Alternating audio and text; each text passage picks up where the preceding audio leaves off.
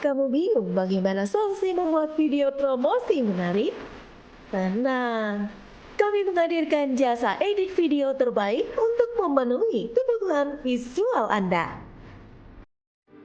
Video sinematik, ciptakan cerita dengan kualitas seperti film. Video profil dan branding, tingkatkan citra Anda dengan video yang berkesan. Animasi dan motion graphics, konten dinamis untuk menarik perhatian audiens. Video promosi, bantu produk Anda bersinar dan menjangkau lebih banyak lagi. Video media sosial, optimalkan konten Anda di Instagram, TikTok, Facebook, dan lainnya. Bawa konten Anda ke level berikutnya dengan hasil yang memukau. Percayakan pada kami untuk memberikan video yang tak hanya indah, tapi juga impactful. Hubungi kami sekarang untuk konsultasi gratis.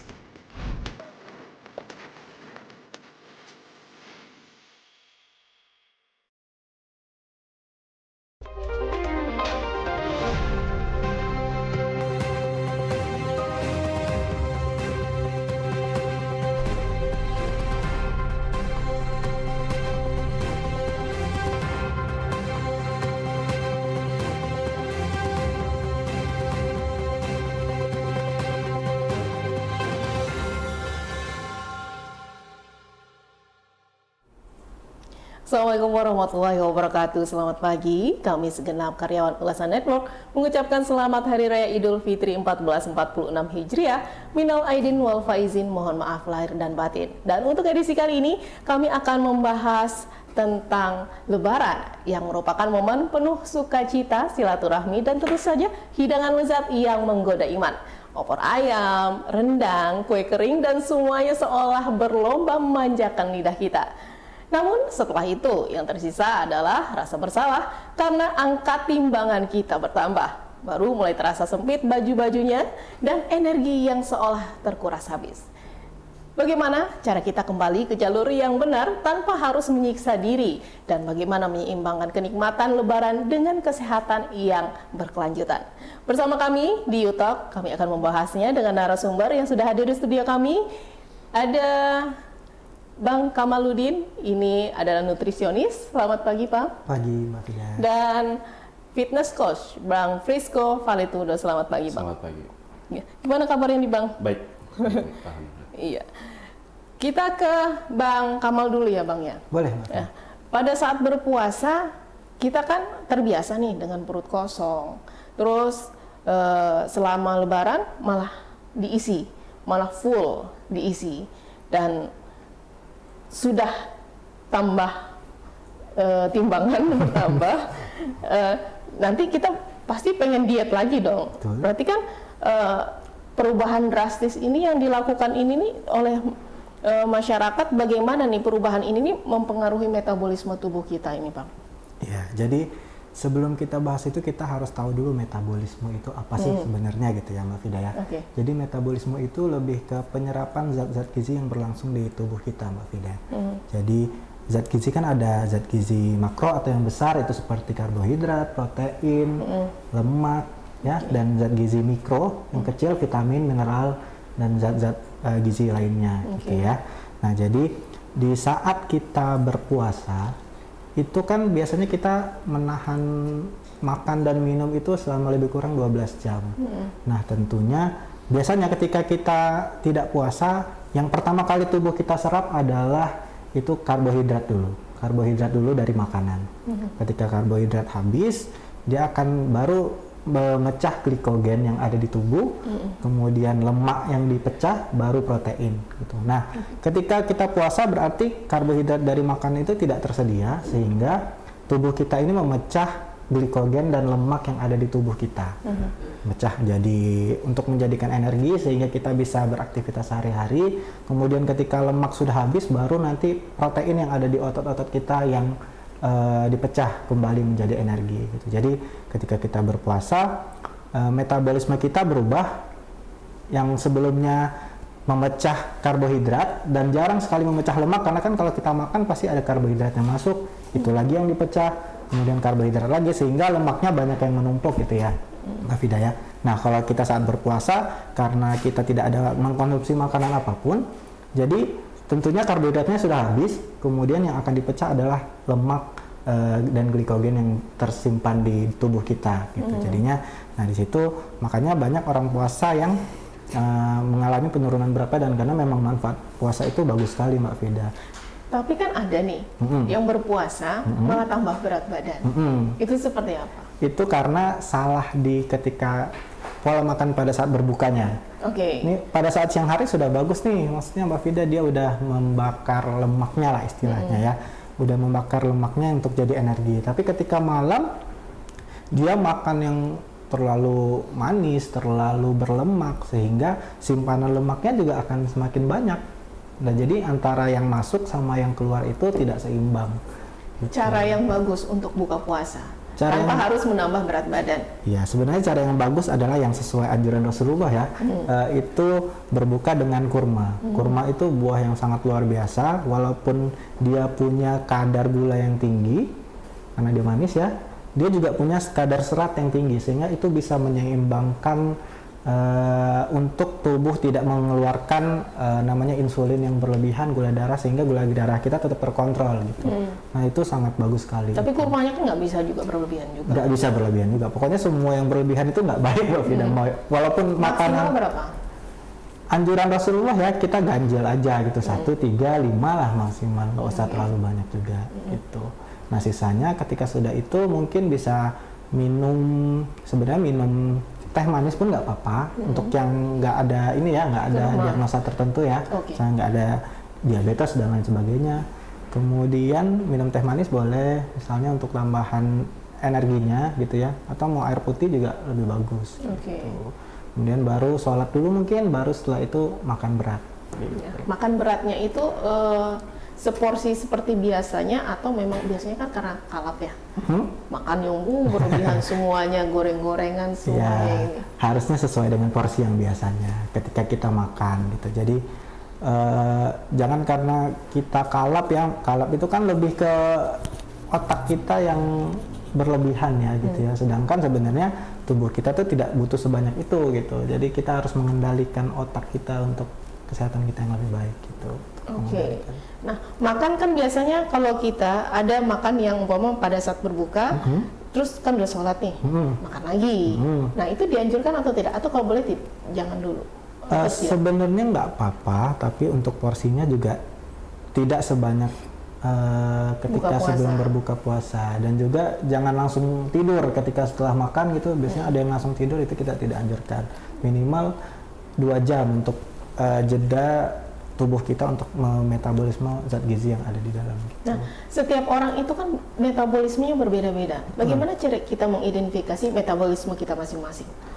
Untuk mengidentifikasi secara kasar aja ya Mbak ya. Secara kasar sih kita bisa tahu metabolisme kita lambat atau metabolisme kita cepat itu dari kita cepat gemuk atau susah gemuk gitu. Kalau misalnya kita cepat gemuk berarti metabolisme kita itu salah satu tanda untuk metabolisme kita tuh lambat berarti jalannya. Nah, yang harus dilakukan pada saat metabolisme kita lambat?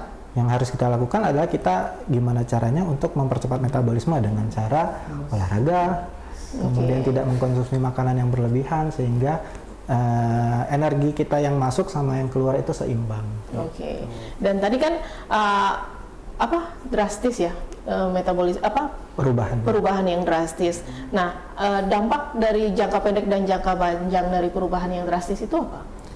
Kalau terlalu drastis ya dampaknya tentu dari tubuh kita nih lebih suka bekerja yang sirkular atau misalnya yang reguler lah gitu ya. Kalau misalnya tiba-tiba ada perubahan tentu tubuh kita kaget dan harus menyesuaikan lagi.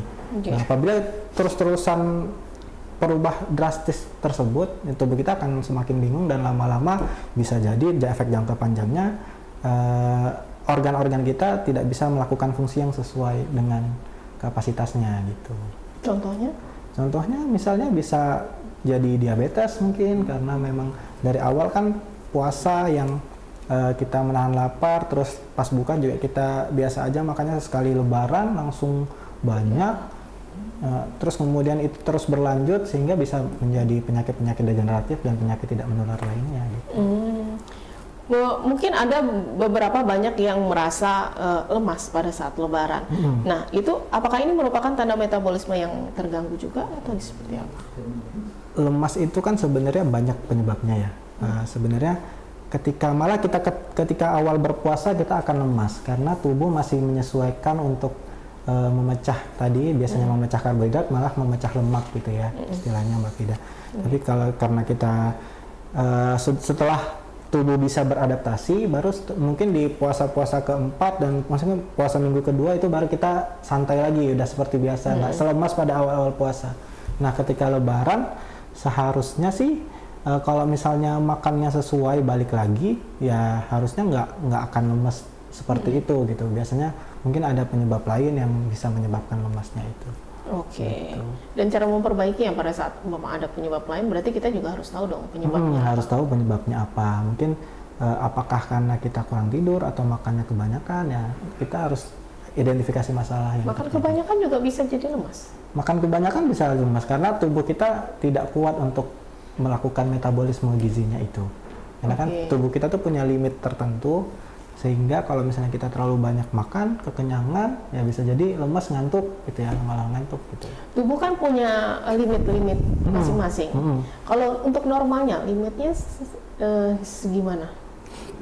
Gizi kan itu sifatnya individual ya Mbak Fida, nggak bisa kita kategorikan misalnya ya, kita nanti sesuaikan dengan kebutuhannya, kebutuhan gizi pada saat orang itu istirahat, sama kita nanti akan hitung aktivitasnya, baru nanti dapat kebutuhan gizi dalam sehari individu itu berapa gitu. Misalnya Mbak Fida dengan berat badan segini, tinggi badan segini, kemudian aktivitasnya termasuk yang aktivitas berat, nanti kita hitung semuanya, nanti akan dapat kebutuhan energi Mbak Fida misalnya dalam sehari itu 2100 kalori misalnya.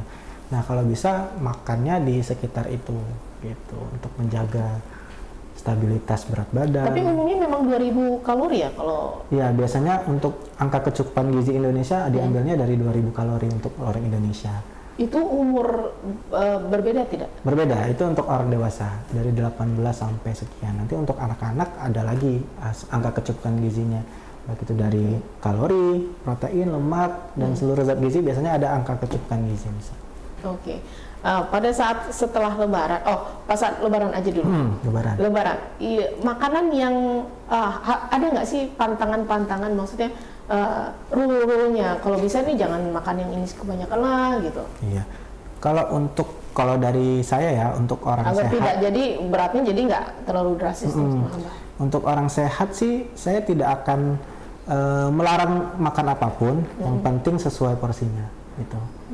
Kalau misalnya sehat ya, maksudnya ya kalau misalnya ada lontong silakan makan, cuman ya harus tahu porsinya masing-masing gitu, nggak usah kebanyakan gitu. Kalau misalnya ada kue juga makan, tapi jangan kebanyakan gitu. Jadi kalau misalnya ini efek psikologi juga sih, kalau misalnya kita terlalu melarang diri kita sendiri itu nanti efeknya akan terjadi kalap itu Mbak Fida. Oh gitu. Justru kalap itu karena kita awalnya menahan diri. Karena sudah tidak kuat nih pikiran kita untuk menahan diri, ketika dia mau makan langsung makan, balas dendam malah jadi kalap gitu. Oh gitu. Makanya orang puasa itu juga ketika buka kalap ya karena dia tuh di pikirannya menahan gitu. Berarti dipikir banget gitu, sehingga berarti sebenarnya sih harus dibawa enjoy aja kali ya. Jadi dibawa santai, jadi kayak rutinitas sehari-hari aja. Betul, jadi nggak ada pikiran yang jadi pengen makan ini, pengen ini. Betul. Itu yang akan buat kalap. Malah itu justru akan membuat kalap. Betul. Oke. Kita ke Bang Iko nih Bang. Kita kan pada saat udah mulai lebaran nih. Banyak makan. Terus udah kerasa nih badan udah agak-agak berat gitu. Cara untuk yang terbaik untuk memulai kembali rutinitas olahraga setelah libur, maksudnya kan ada beberapa yang pada saat puasa ini dia tidak melakukan aktivitas olahraga, mungkin ada beberapa itu cara memulainya gimana tuh? Saya selalu kalau untuk situasi seperti itu saya selalu saranin bahwa yang ditanamkan terlebih dahulu adalah pemahaman bahwa pemahaman tentang sehat itu adalah syarat bukan tujuan gitu. Jadi dengan adanya pemahaman ini si klien biasanya akan lebih punya kesadaran bahwa dia akan mampu untuk melakukan konsistensi dan segala macamnya. Nah, balik lagi kalau untuk pertanyaan seperti itu kita akan lihat sesuai kebutuhan dia gitu. Dia mau memulai dengan hal-hal kecil saya seperti jalan kaki aja dulu atau olahraga di rumah, squat, jongkok bangun atau push up. Nah, nanti dari situ sudah mulai terbiasa kembali sistem pernafasannya, baru dia boleh lanjut untuk kalau mau serius untuk tahap yang lebih gitu kan. Tapi ada yang mengatakan bahwa saat Lebaran inilah bahwa kita juga sebenarnya harus saat berpuasa malah sebenarnya kita harus juga berolahraga ya. Betul, karena dengan berpuasa kita akan meningkatkan performa kita untuk pembakaran lemak kalau kita dari sudut pandang pembakaran lemak. Karena baik sekali untuk olahraga saat perut kosong, misalnya saat kita berolahraga, pembakaran lemak akan terjadi lebih besar seperti kata dokter tadi bahwa memang metabolisme tubuh itu akan diambil gula terlebih dahulu. Pertama di dalam gula di darah, kemudian baru ke jaringan lemak gitu. Nah, itu bagus sekali karena saat kita berpuasa misalnya gula di dalam darah kita udah otomatis sudah habis, udah drop, nggak ada yang masuk. Nah, itulah tubuh akan dengan kecerdasannya sendiri mengambil lemak sebagai energi untuk dipakai. Saat yang baik pada saat bulan puasa ini, waktu yang terbaik untuk melakukan olahraga yang membakar lemaknya tuh lebih banyak, itu kapan itu? Kalau untuk waktu terbaik situasional tergantung orangnya gitu. Misal saya ambil contoh ada orang yang kerjanya pagi sampai sore, berarti dia bisa siasati dengan latihan pagi sebelum ke kantor atau sesudah. Jadi poinnya sebenarnya adalah cari waktu yang paling dia nyaman, sustain. Jadi nggak ada patokan baiknya pagi atau siang atau sore. Atau pada saat perut kosong kan itu mau buka puasa nih, atau pada saat mau buka puasa bagusnya untuk berolahraga. Dua-duanya bagus, nggak ada masalah ya, nggak ada masalah. Nah, poinnya sebenarnya adalah di gula tadi, lagi-lagi gula di poinnya di situ. Oke, berarti nggak masalah dong kan pagi atau enggak. Nah, orang yang kadang suka ngerasa ntar aja deh gitu, males nih mau mulai olahraga, itu gimana caranya untuk memotivasi diri? Nah, itu seperti sebelumnya saya sampaikan bahwa pemahaman yang harus ditanamkan terlebih dahulu bahwa sehat itu adalah syarat kita. Misalnya contohnya hari ini kalau kita sakit kita nggak mungkin ada hari ini di sini. Nah, jadi tanamkan itu terlebih dahulu bahwa sehat adalah syarat. Kita nggak boleh anggap itu hanya tujuan, jadi akan terlalu jauh tuh. Berarti mindset untuk masyarakat Indonesia memang harus dirubah. Karena kebanyakan kan memang seperti itu ya. Ya, itu dia masalahnya. Berarti jadi mindsetnya. Dengan mindsetnya. Jadi kalau seandainya dia sudah mindsetnya udah bisa dirubah, sebenarnya tubuh nih, saya selalu percaya bahwa tubuh mendengarkan apa yang pikiran kita bilang gitu. Jadi apapun pikiran kita percaya, tubuh mampu mencapai itu gitu. Nah, cara mengubah mindset seperti apa? Nah, cara mengubah mindset sebenarnya kita akan terbantu dengan lingkungan sekitar. Kita bisa lihat orang misalnya. Kita akan lebih bersyukur misalnya kita lihat, oh ini orang ini misalnya dengan tingkat kesulitan seperti ini masih bisa kerja di situ. Dari situ kita akan tumbuh mindset kita bahwa ternyata sehat itu penting gitu. Nah, dari situ baru kita bisa mulai. Rasa-rasanya sih dengan mindset yang tepat kita bisa berjalan lebih jauh untuk di dunia kebugaran. Contoh-contoh olahraga yang simple aja, yang bisa dilakukan kapan saja, di mana saja. Karena orang udah malas kan, malas datang ke gymnya gitu. Yang paling gampang dan paling banyak bakar kalori adalah gerakan squat. Gerakan squat itu gerakan jongkok bangun berdiri gitu. Dan itu paling bakar kalori paling besar karena dia otot besar. Itu salah satunya. Jadi dan itu bisa dilakukan di mana saja sebenarnya. Di saat ini pun kalaupun ada break kita bisa langsung squat, nggak ada. Itu ada hitungannya nggak? Atau ada pemanasan dulu, terus melakukan itu, terus baru peningkatan, atau memang langsung aja bisa di... Kalau selalu disarankan untuk stretching terlebih dahulu sebelum kita memulai latihan. Dan tapi harus diingat bahwa stretching itu ada dynamic dan statis. Saat kita memulai, kita harus memulai dengan stretching yang dynamic gitu. Stretching yang dynamic itu artinya apa? Stretching yang tidak pasif, gerakannya yang selalu bergerak. Contohnya? Gitu. Contoh, misalnya kita mau squat, ya kita squat langsung aja karena itu bagian dari stretching, tapi bebannya yang jangan pakai beban dulu. Misalnya kalau misalnya kita lagi di kantor nih, Tadinya kita dengan berat tubuh sendiri, nanti selanjutnya pas udah memulai fasenya mungkin kita bisa sambil megang botol aqua misalnya. Oke, hitungannya berapa? Berapa kali berapa? Hitungannya lagi-lagi idealnya sih rata-rata 4 set dan sekitar 10 sampai 12 repetisi sampai 4 set itu berarti 8 kali 10 repetisi. Oh, 10 kali repetisi, ya. Istirahat sebentar, 10 lagi, istirahat sebentar, 10 lagi. Oh, berarti 10 istirahat, 10 Iya. istirahat. Oke. Siap. Nah, hubungan antara olahraga dan pola makan menjaga kesehatan pada saat lebaran itu cukup hanya dengan olahraga aja atau ada harus pola makan yang harus dijaga? Sebenarnya itu saling berkorelasi, Kak. Jadi tentang pikiran, tentang makanan dan gerakan itu saling berhubungan sama semuanya gitu. Jadi kalau kita hanya berolahraga, artinya kita hanya bergerak saja tanpa mengatur pola makan, hasil yang akan kita capai nggak signifikan gitu. Tapi kalau kita bisa mengcombine itu dengan pola makan yang baik, dengan latihan yang teratur dan pola pikir yang sehat, itu hasil yang kita dapat bisa lebih sempurna. Oke, cara menghitung orang yang ingin memulai tanpa harus, ini sebenarnya harus konsultasi dulu nggak sih kalau yang seperti ini? Sebaiknya sih untuk konsultasi biar lebih paham, biar lebih tahu akan dirinya dan tujuannya jelas. Cuman misalnya nih nggak ada waktu untuk konsultasi, ya sesuaikan saja dengan kondisi pribadi dulu, mulai dari yang kecil dulu aja gitu, dibandingkan dengan nggak memulai sama sekali. Bagus mulai dari yang kecil dulu aja. Misalnya ya udah olahraga yang kecil-kecilan dulu di rumah, jalan kaki atau squat tadi, kemudian atur pola makannya. Misalnya kan mau diet yang drastis itu agak susah ya, misalnya kurangin dulu yang makanan yang goreng-gorengannya gitu sementara. Orang kadang nggak sabaran ya, pengen langsung. Iya, bahkan justru yang nggak sabaran itu, yang keburu-buru itu yang nanti hasilnya akan sulit untuk dicapai tujuannya. Justru yang dari pelan-pelan itu tujuannya itu lama-lama akan terset bagus. Diet yang bagus untuk yang tanpa konsultasi ya, kurangnya berapa kilo dalam 1 minggu? Atau dalam 1 bulan? Kalau dari gizi sih untuk penurunan berat badan yang terlalu signifikan tentunya nggak bagus ya. Kita tentu berharap secara perlahan gitu. Itu cuman seminggu itu biasanya maksimal banget 2 kilo penurunannya. Itu seminggu.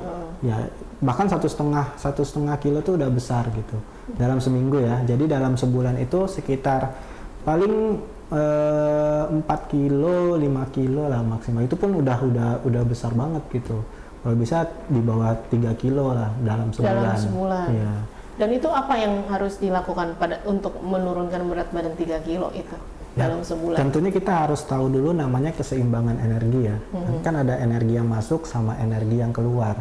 Gitu. Jadi kalau misalnya nih berat badannya berlebih, ingin menurunkan berat badan gitu ya, berarti kita harus lebih banyak yang keluar dibandingkan yang masuk gitu. Yang masuk ini dari makanan, dari asupan kita lah gitu. Yang keluar dari mana? Dari aktivitas fisik, olahraga, kemudian dari aktivitas kita sehari-hari gitu. Nah, bisa juga dari penyakit infeksi karena kan kalau ada infeksi di tubuh kita tuh kebutuhan gizi kita akan lebih banyak gitu. Nah, jadi ya benar. Jadi makanya di rumah sakit itu untuk yang pasien-pasien yang infeksi itu justru butuh lebih banyak protein gitu untuk membantu pemulihan tubuhnya gitu. Nah, tapi kalau orang sehat ya kita perhatikan keseimbangan energi tadi. Kalau misalnya nih kebutuhannya ternyata setelah dihitung 1.500 kalori misalnya ya. Nah, kalau misalnya mau menurunkan berat badan ya berarti kurangin kalori, defisit kalori namanya. Berarti makannya cuma 1.200 kalori aja gitu misalnya dengan perhitungan itu. Makanya kalau konsultasi itu lebih enak karena nanti akan ketahuan berapa kebutuhannya, kemudian bagaimana makannya seperti apa sih 1.200 kalori itu gitu. Iya, orang kan nggak tahu nih 1.200 kalori apa aja makanannya. Nah, kalau untuk pola makan, kita nanti kan untuk olahraganya. Nah, untuk pola makannya pada saat kita mau umpama normalnya aja kan kita 2.000 kalori ya. 2.000 kalori kita pengen defisit nih jadi 1.500 kalori. Nah, pada saat 1.500 kalori konsumsi makanan apa aja yang dimakan untuk 1.500 kalori. Iya, untuk menyesuaikan dari 2000 ke biasanya kita 2000 kalori nih, terus kita sekarang mau 1500, tentu nggak mudah ya, gitu ya. Pasti ketika kita makannya kurang, otak kita ini belum terbiasa dan pasti merasa lapar terus gitu. Nah, jadi salah satu cara mensiasatinya adalah makan asupan serat yang banyak dan hidrasi, air putih gitu. Serat itu seperti buah-buahan, sayur-sayuran, itu dia bisa membuat rasa kenyang lebih lama dibandingkan dengan gula, apalagi gula sederhana seperti minuman-minuman manis yang ya Itu gula malah kok bisa sederhana. dihindari ya? Itu dihindari banget karena itu dia cepat diserap tubuh dan cepat gulanya itu masuk ke dalam darah dan lain sebagainya sehingga bisa menyebabkan lonjakan gula darah. Gitu. Oke. Kayak pola makan tadi yang 1.500 kalori. Pagi apa yang dimakan? Nah, tetap disarankan 3 kali sehari makannya. Oh, tetap harus 3 Tetap kali. harus 3 kali sehari. Kalau bisa di antara jam makan ada 2 kali snack. Snacknya tapi tetap serat aja ya, misalnya buah atau sayur 1 biji gitu. Jadi untuk mengatur rasa laparnya gitu. Pagi ya sarapan lengkap seperti biasa. Cuman nanti kita harus tetap makan seimbang ya. Maksudnya kalau dari gizi tetap harus seimbang. Ada karbohidratnya, ada proteinnya, ada sumber lemaknya juga. Walaupun nanti kita lebih ke lemak tidak jenuh ya, seperti alpukat dan lain-lain yang bukan yang digoreng-goreng seperti itu. Dan kalau bisa ada serat sayur buah gitu. Jadi misalnya pagi karbohidrat, misalnya sandwich gitu ya. Sandwich kan bisa tuh, misalnya pakai roti, kemudian telur, misalnya telur rebus gitu, atau misalnya sayur-sayuran di situ tetap harus lengkap, ada semua sumbernya. Kemudian makan siang, kemudian jam 10 bisa snack. Snacknya buah. Nah, pagi makan itu buah tadi 1. makannya kira-kira jam berapa? Sekitar jam 6, jam 7 boleh. Udah boleh makan. Sudah boleh makan. Oke. Nah, kemudian jam 10 misalnya snack buah gitu untuk membantu menahan rasa lapar. Jadinya nanti ketika makan siangnya tidak terlalu kalap karena kelaparan kan. Jadi sudah ada yang ganjel, jadi makannya juga nggak terlalu banyak seperti itu. Nanti makan siang sekitar jam 12 sampai jam 1. Ini juga makan lengkap boleh. Paling nanti kurangin kalau mau defisit kalorinya kurangin di porsi karbohidratnya sama banyakin sayur buahnya untuk menahan rasa lapar. Berarti protein nggak perlu dikurangin ya? Protein sebenarnya nggak perlu dikurangin, paling cara pengolahan proteinnya aja. Gitu. Protein itu sangat dibutuhkan untuk tubuh kita, baik itu dari perbaikan jaringan, kemudian pembangunan otot-otot gitu ya. Jadi protein itu tetap harus ada. Jangan sampai sekali makan kalau bisa jangan nggak ada proteinnya gitu, harus ada protein gitu. Jadi paling nanti pengolahannya aja, berarti jangan yang terlalu rebus-rebusan. Ya, jangan yang digoreng-goreng, jangan yang disantan-santan, apalagi udah goreng, disantan, kemudian masaknya lama gitu kan, itu kan pasti banyak banget. Kalau bakar gimana? Kalau bakar masih boleh, cuma nanti bumbunya diperhatikan. Bumbunya kan kadang-kadang ada yang misalnya kecapnya berlebihan atau misalnya dan sebagainya lah bumbunya gitu ya berlebihan. Kalau bakar boleh. Itu kan nggak menggunakan minyak ya kalau bakar ya. Cuma nanti hati-hati ketika membakar, kemudian bakarannya gosong kan bisa menyebabkan karsinogenik ya. Nah, gitu. gosong itu kan dari arangnya atau umpama kayak kita di rumah itu kan biasanya udah pakai teflon. Nah, gosong dari teflon dengan gosong dari arang sama? Sebenarnya sama aja sih, karena yang gosong kan sebenarnya dari bahan makanannya ya. Itu bahan makanan yang gosong itu tentunya proteinnya sudah rusak dan lain sebagainya. Zat gizi yang ada di dalam bahan makanan itu sudah tidak seperti sedia kalanya lah gitu, karena gosong ya, karena pembakaran. Jadi pembakaran itu merusak zat gizi gitu. Sedikit banyaknya itu merusak zat gizi yang ada di bahan makanan, tentunya nggak seperti pada saat awal gitu. Tapi kalau misalnya protein tidak dilakukan pemanasan, itu malah rentan sama bakterinya gitu. Jadi kita tetap harus dimasak. Tetap harus dimasak, cuman sesuai lah gitu. Rebus-rebusan. Betul, jangan yang goreng-gorengan, santan-santan. Nah setelah itu? Setelah itu snack lagi jam 3. Jam 3 sore buah atau orang sayur. bilang kan snack. Snack itu mindsetnya snack yang ciki-ciki gitu ya. Atau snack yang secara sehatnya. Snack itu sebenarnya kalau dari gizi adalah makanan selingan gitu. Makanan selingannya itu ya makanan di antara jam makan utama. Bukan snack itu yang snack ciki-ciki ya gitu ya. Jadi kalau di gizi snack itu ya makanan di antara jam makan utama gitu. Jadi buah itu ketika kita makan di antara jam makan itu namanya snack juga. Gitu. Nah, selain buah, alternatifnya apa? Buah, sayur, kemudian misalnya puding boleh. Puding kan banyak seratnya juga, cuman nanti pudingnya Gulanya kali dikurangi. gulanya juga dikurangi. Kemudian jangan pakai kental manis gitu misalnya, yang beresiko untuk ada gula tinggi gitu. Ya puding-puding normal aja gitu yang gulanya sedikit gitu, yang penting manis. Kemudian misalnya bisa ditambahkan susu kan bagus juga untuk bantu proteinnya. Oke, oh berarti susu juga termasuk bisa jadi snack juga. Bisa, cuman kalau misalnya sebenarnya susu kan dia jatuhnya. Takaran untuk snacknya apa? Maksudnya seberapa? Nah, jadi Ada untuk susu, ada puding, ada ini, atau semuanya mau oh, dimakan? enggak. Gitu. Jadi dari 100% kebutuhan kita 25 sampai 30% itu makan siang. Oke. 20% makan pagi dan malam, kemudian sisanya snack. Jadi sisanya paling sekitar 10 sampai 15% untuk snack. Nah, porsinya apa aja kalau snack? Biasanya buah Hanya satu susu, potong. susu sama buah satu. Iya, bisa. Itu Oke, kan susu sama puding satu. nanti kita sesuaikan lagi sama kebutuhannya. Misalnya kebutuhannya anak-anak kan, misalnya kebutuhannya 900 kalori, 10%-nya kan berarti cuman 90 kalori. Berarti itu satu gelas susu tuh udah kelebihan gitu. Misalnya nanti kita ganti Oke. sama buah.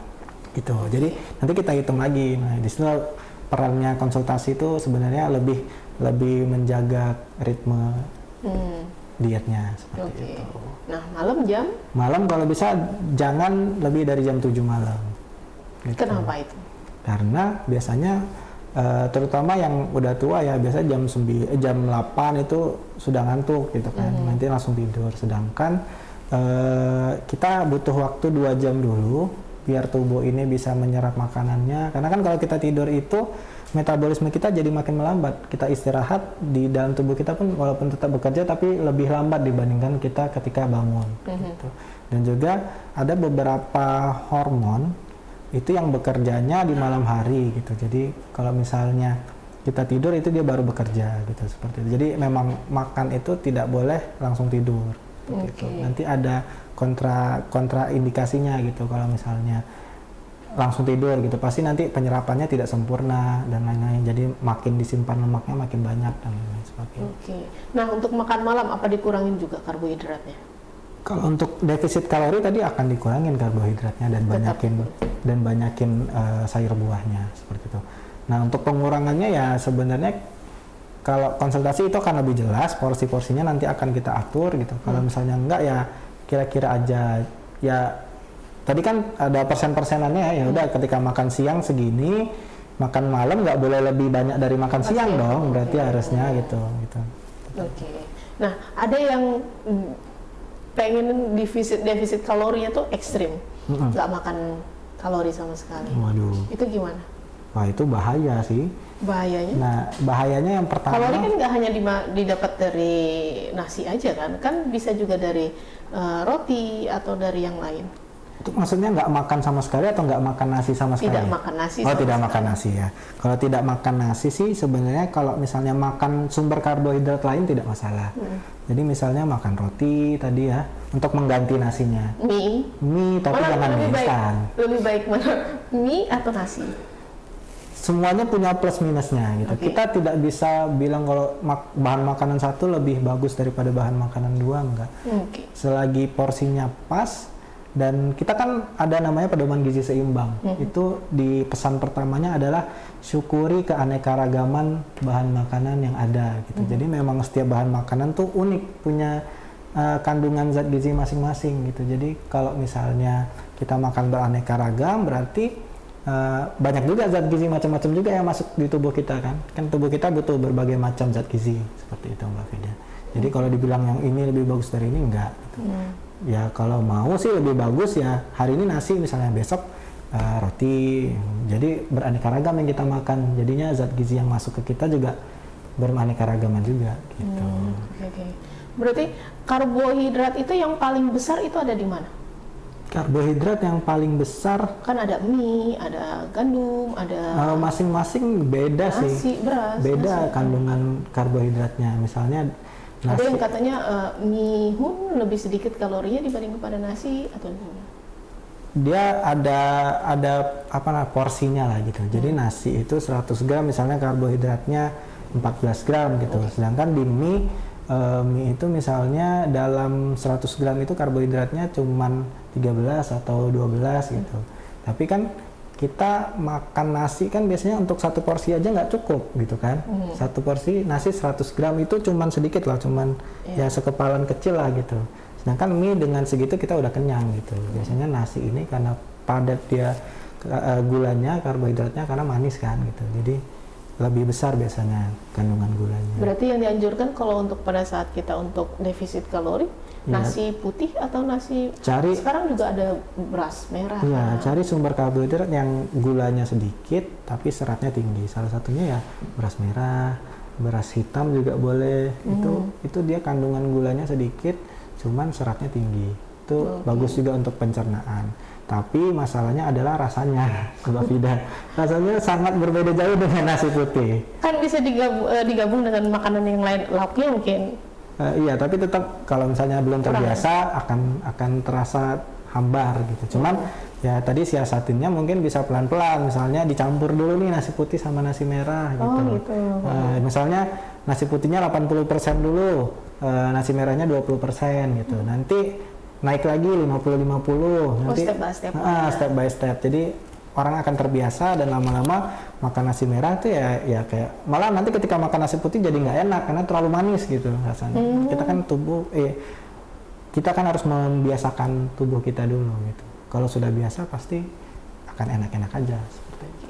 Dan untuk ada yang sekarang lagi hits intermittent ya. Itu seperti apa? Kalau dari gizi tetap, disarankan nggak sih kalau di gizi? Kalau dari gizi tetap yang terbaik adalah gizi seimbang. Ya, jadi gizi seimbang tetap harus makan. Kenapa? Yang pertama belum banyak penelitian yang menunjukkan, kemudian banyak juga penelitian yang menunjukkan kalau misalnya kalau tidak konsisten itu malah akan terjadi efek yoyo namanya. Jadi misalnya dia melakukan intermittent fasting nih, kemudian beberapa bulan kemudian dia bosan, dia sudah muak istilahnya dengan diet itu, malah nanti kenaikan berat badannya makin lebih dibandingkan dia sebelum intermittent. Dia memang turun ketika intermittent, misalnya berat sebelum diet itu 50, nanti dia ketika intermittent turunnya 45 atau 44 gitu ya. Nanti ketika dia sudah tidak diet itu lagi, dia akan malah jadi 60 berat badannya. Itu namanya efek yoyo tuh. Jadi berat badannya malah makin menambah gitu, karena istilahnya permainan psikologis juga sih, balas dendam gitu kan. Karena dia udah menderita selama intermittent, kemudian ketika dia sudah tidak intermittent malah makannya lebih banyak daripada sebelumnya gitu. Cuman kalau misalnya memang konsisten ya boleh-boleh aja gitu, yang penting mungkin ada yang intermittent udah jadi pola hidup gimana itu sebenarnya untuk dari sisi gizinya seperti apa? Nggak masalah atau gimana? Kalau misal tubuh kita tuh punya cara untuk beradaptasi. Jadi kalau misalnya kita sudah terbiasa seperti itu, dia akan makin lama makin bisa beradaptasi. Cuman tidak terlalu ekstrim juga ya, misalnya intermittennya terlalu lama gitu kan, sehingga nanti bukan lemak lagi yang dibakar jadi kalori, tapi protein otot-otot yang ada di sini, sehingga dia bisa terjadi kekurangan energi protein gitu kan, misalnya jadi ototnya jadi berkurang, jadi kekuatannya jadi berkurang juga gitu.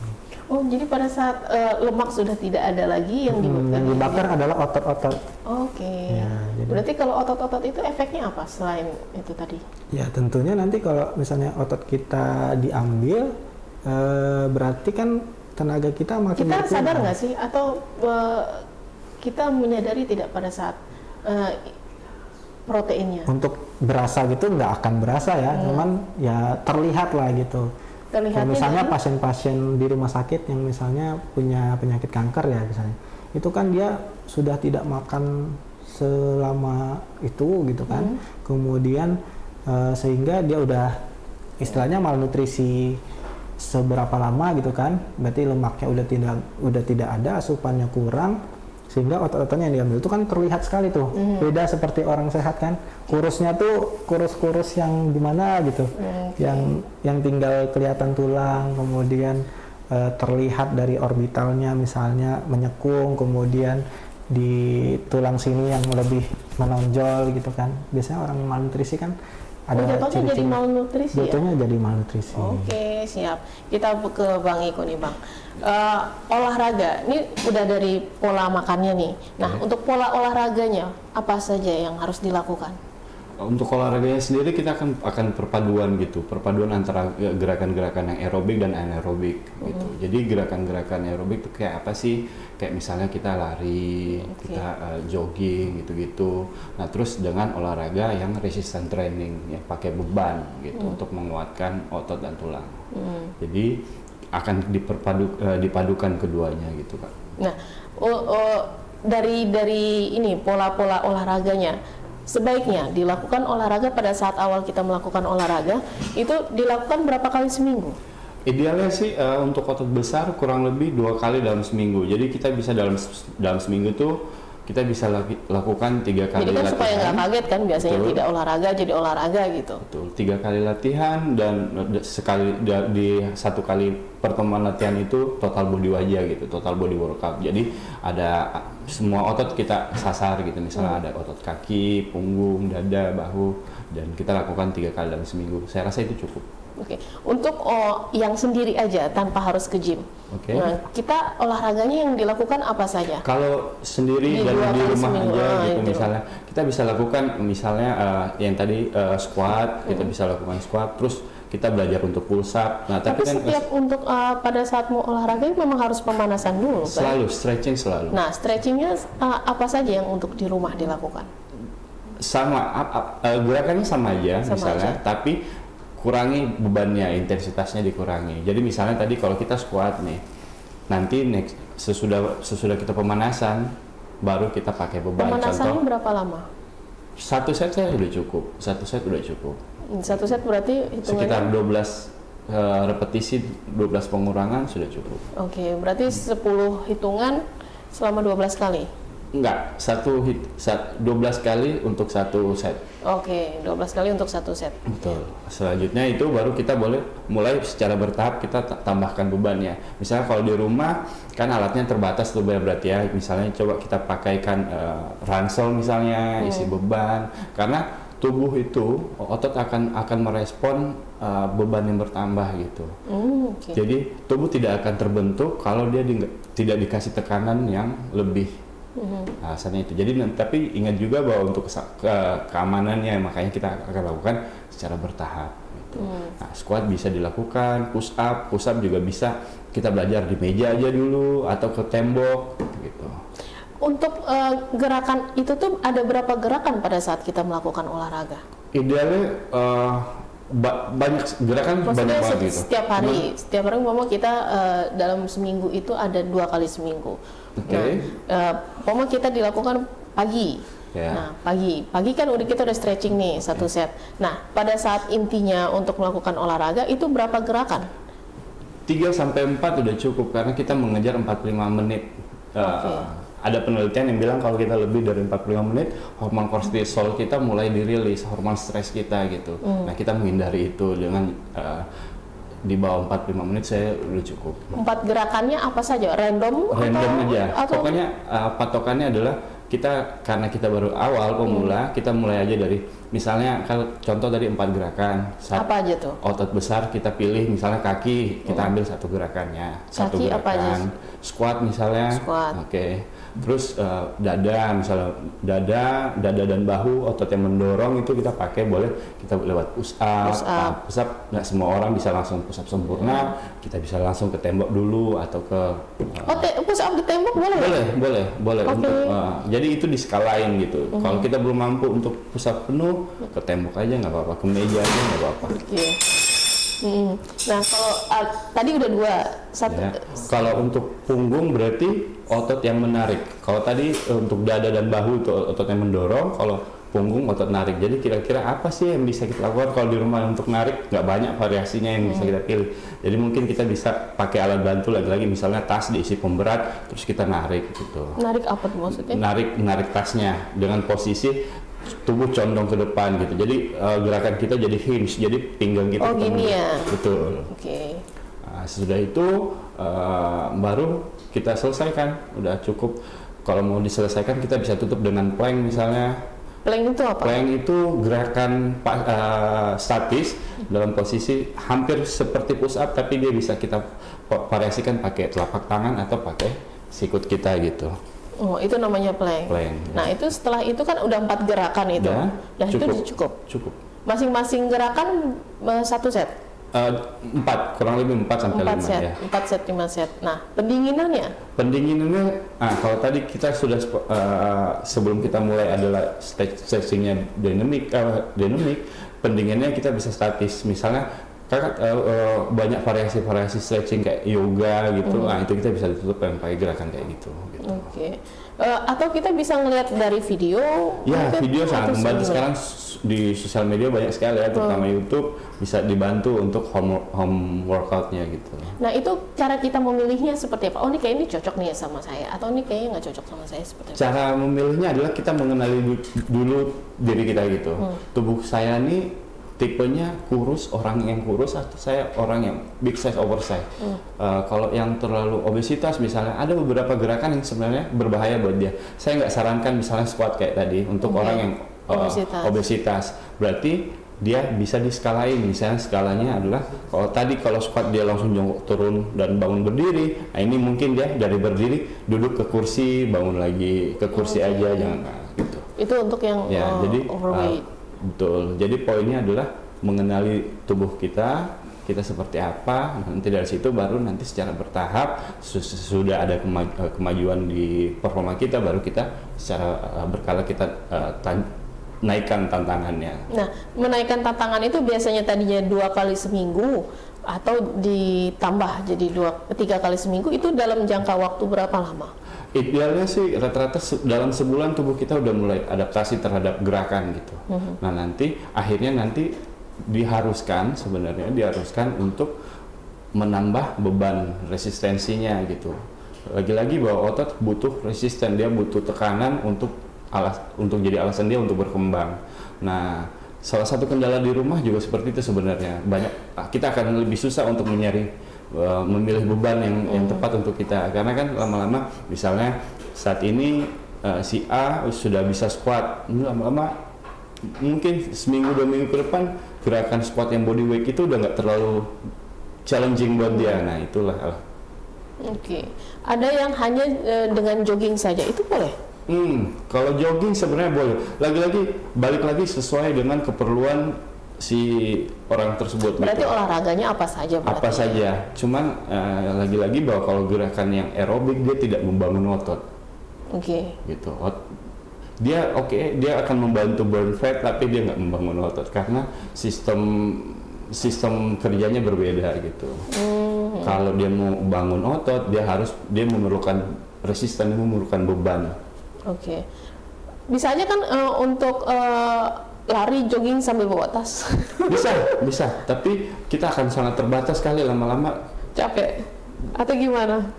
Akan sulit nyari beban yang ideal. Misalnya kalau kayak pekerja-pekerja lain, misalnya tentara gitu, rata-rata kalau di ransel dia mereka kan ada maksimal 20 kilo. Sudah sebesar itu ranselnya. Kalau dia mau nambah lagi akan sebesar apa ranselnya gitu. Jadi terbatas sekali pemilihannya kalau. Nah, untuk orang yang kadang ada yang pengen cepat menurunkan berat badan, terus olahraganya ekstrim, itu dibenarkan atau enggak? Saya sepakat dengan kata dokter tadi bahwa lagi-lagi yang harus diperhatikan adalah yang berlebih itu tidak baik. Jadi kita harus tahu dulu porsi kita dulu, kita tahu kemampuan kita, nanti baru secara berkala kita naikkan. Jangan langsung belum pernah ketemu beban, tiba-tiba langsung ekstrim. Karena lagi-lagi faktor untuk latihan adalah kita mau dia sustain, berkelanjutan. Nah, konsistensi itu gimana caranya kita supaya konsisten? Itu yang susah loh. Nah, betul. Konsistensi itu hal yang paling susah. Makanya saya bilang kembali ke diri kita masing-masing. Kita harus punya pemahaman penting bahwa kesehatan ini adalah suatu syarat. Jadi tujuannya sebenarnya sehat, bukan nurunin berat badan. Betul. Nurunin berat badan itu bonus. Implikasi dari hidup sehat kita gitu. Dan 3 tips aja deh, coba gerakan praktis yang langsung bisa diterapkan untuk menjaga kesehatan setelah Lebaran ini? Kira-kira apa aja tuh? Squat misalnya, push up, plank. Itu saya yang tadi Ya, yang paling gampang dilakukan bisa di mana saja, bisa di kantor, bisa di dapur untuk ibu rumah tangga yang lagi masak. Itu bisa dilakukan kapan saja? Kapan saja. Tanpa harus pemanasan juga, nggak apa-apa. Lagi-lagi saya bilang tadi pemanasannya adalah cukup. Pemanasan tujuannya adalah menyiapkan otot yang akan kita latih. Nah, kita bisa menyiapkan dia dengan cara gerakan yang sama aja, tapi dengan beban yang hanya dengan tubuh kita sendiri aja udah cukup. Oke, siap-siap. Nah, ini 3 tips praktis nih. Terakhir, waktu itu udah nggak mau juga. Praktis yang bisa langsung diterapkan untuk menjaga kesehatan setelah Lebaran. 3 tips ya. Yang pertama adalah makan seimbang. Oke. Yang kedua pola hidup sehat. Ya seperti misalnya cuci tangan, tidak merokok dan lain sebagainya. Yang ketiga aktivitas fisik. Aktivitas fisiknya harus bagus. Kalau udah 3 itu, insya Allah tubuh kita bisa sehat. Oke. Nah, ada lagi satu nih. No gula, no minyak, semuanya langsung diet ketat gitu. Ada kan orang pengen nih cepet banget turunnya. Boleh nggak? Lagi-lagi sesuatu yang berlebihan itu nggak baik ya, Mbak Fida ya. Jadi tetap kita sebenarnya untuk Tapi kan ada yang menerapkan itu dan itu berhasil dia. berhasil, tapi mungkin Pengaruh ke tubuh tubuhnya. kita akan stres, kaget. Oke. Dengan perubahan yang tiba-tiba itu tubuh kita kaget karena seperti tadi tubuh kita tuh punya ritme sendiri yang kalau misalnya berubah tiba-tiba secara drastis itu akan kaget dan nggak akan baik untuk kesehatan tubuhnya. Oke. Gitu. Nah, Lebaran itu kan ada sisa makanan nih. Gimana? Boleh dimakan kah atau memang ya udah deh pelan-pelan aja dikit-dikit makannya? Gimana? Sisa-sisa kayak Lebaran itu lumayan. Sebenarnya dilema juga ya. Kalau misalnya nggak dimakan, mubazir gitu ya. Kalau dimakan nanti untuk tubuh kita nggak bagus gitu ya. Inilah apa pelan-pelan aja lah gitu. Jangan menghabiskannya langsung. Sekarang sambil langsung nonton, habis. nyemil-nyemil. Nah itu yang bahaya. Disitulah cemilan yang tinggi gula, tinggi lemak itu kan yang kita tidak sadari dengan sekecil itu, padahal itu kalorinya lemaknya itu gede banget. Bahkan satu toples kue itu bisa berapa kali kita makan nasi gitu, berapa kali kita makan berat gitu. Jadi itu sebenarnya nggak sadar kecil-kecil masuk ke tubuh kita, padahal itu yang besar sebenarnya. Nah, kita kan pada saat Lebaran bertamu nih, nggak mungkin nggak makan kan? Ya. Makan satu aja atau kan nggak mungkin, kalau enak pasti dimakan. Ya itulah tadi kita harus mengontrol diri, bisa mengontrol diri.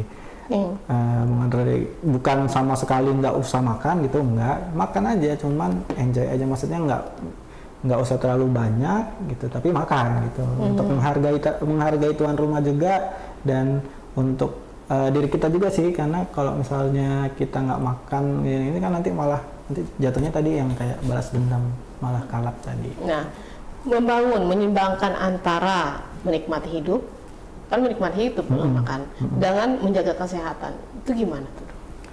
Caranya adalah jangan berlebihan aja, jangan kurang, jangan berlebih. Kita kan enjoy nggak tahu aja. kadang pada saat ini ini udah berlebihan atau enggak ya gitu. Iya.